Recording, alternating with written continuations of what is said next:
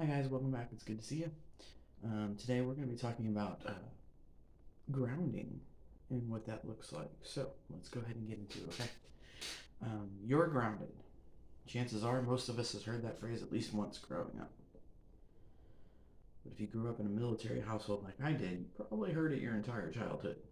It was practically a punctuation mark, a reset button, a full stop. And today I want to talk about that phrase not as punishment, not as restriction, but as something we can reclaim, something we can reshape into a practice of coming back to ourselves, a kind of centeredness we choose instead of one that's handed down to us.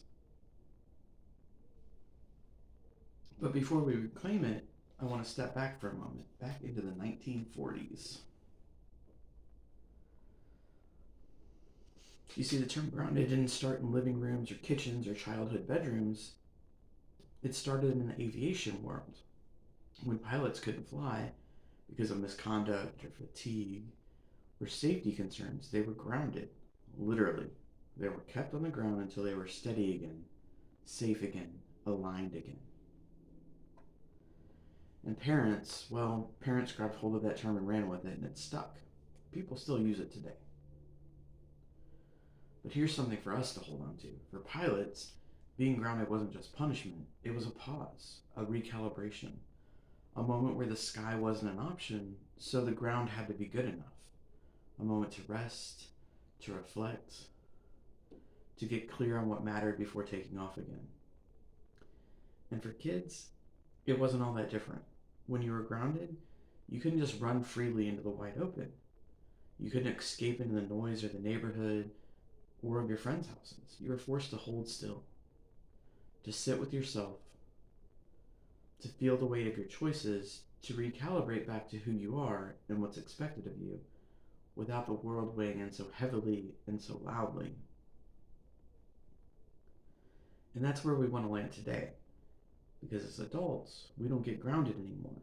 Not by parents, not by authority figures, but life still has a way of grounding us, pulling us back down, asking us to pause, to stop flying on autopilot, to come back into our bodies, our breath, and our truth. So in this episode, I want us to reclaim that word, to take it out of the realm of punishment and bring it into the realm of presence, to let grounded mean something steady, something nourishing, something chosen. Let's talk about what it means to be grounded, not as a consequence, but as a conscious practice of who we are and who we want to be. All right, so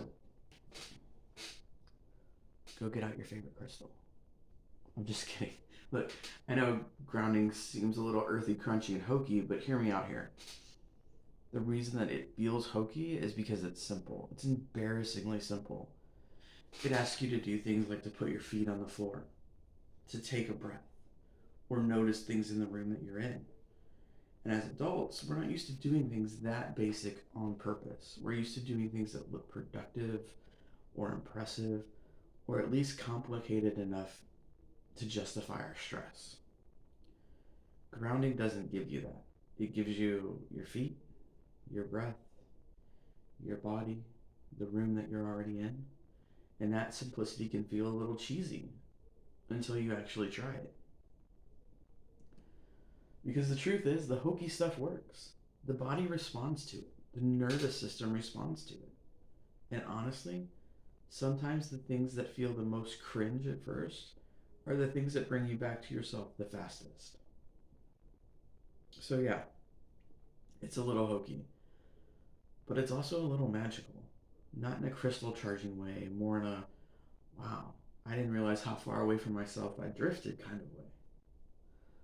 Also, we ground ourselves without even realizing it. Think about it. A lot of people ground themselves by petting their dog or putting their favorite show on repeat in the background for the 100,000th time. That's the heart of it. These aren't wellness practices, they're human practices. They're the things we reach for when the world feels too loud or too fast. When you pet your dog, your nervous system gets a hit of regulation. When you put on your comfort show, your brain gets predictability and rhythm. And if it works when we do it unintentionally, when we're just reaching for what others soothes us, how much more effective could it be when we turn towards that practice with intention? when we choose to ground ourselves instead of waiting for life to force us to stop. So intentional grounding looks like this: choosing to put your feet on the floor, choosing to take a breath, choosing to notice the room that you're in. It's the same stuff we do accidentally when we're overwhelmed. Petting the dog, putting on the comfort show, staring out the window. But now we're doing it with awareness, with purpose, and with care. And that intention changes everything. Well, why does intention change everything? Because we come back to ourselves faster when we're focused on doing that. Just like you can wander around in a dark room until you eventually bump into the light switch, or you can reach for it on purpose. One is accidental, one is intentional. Both get you there, but one gets you there without the bruises. Intentionality gets you there without the bruises. So let's all be a little more earthy crunchy for a second.